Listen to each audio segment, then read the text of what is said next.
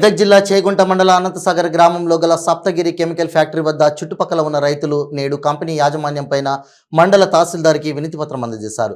వారు మాట్లాడుతూ ఈ కంపెనీ విడుదల చేసే వ్యర్థ పదార్థాల వల్ల మా పంటలు పూర్తిగా నష్టపోతున్నాయని, మాకు త్వరలో న్యాయం చేయాలని ఎంఆర్ఓని రైతులు కోరారు.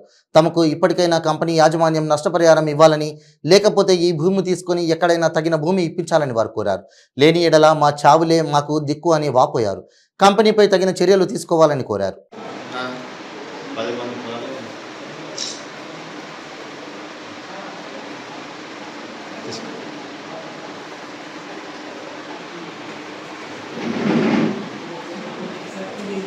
మాది అనంతసాగర్ విలేజ్.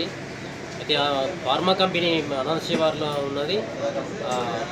వచ్చే పొల్యూషన్, వ్యర్థ జలాలు మొత్తం మా చుట్టుపక్కల ఉన్న 10 ఎకరాల భూమికి పారిస్తున్నారు. దానివల్ల మా పంటలు చనిపోవడం జరుగుతున్నది.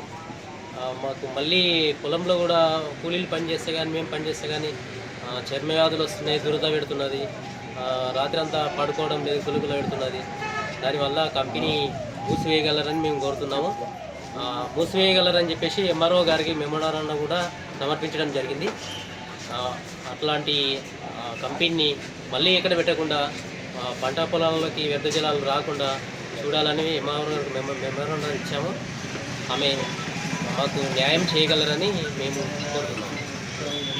మరియు ఈ మండలంలో ఉన్న, జిల్లాలో ఉన్న అధికారులు స్పందించి వెంటనే మాకు న్యాయం చేయగలరు. లేకపోతే మాకు చావే శరణ్యము, చావే దిక్కు. మేమైతే రేపైతే ఇంకా ఈరోజు రేపు 2 రోజులు చూస్తాం.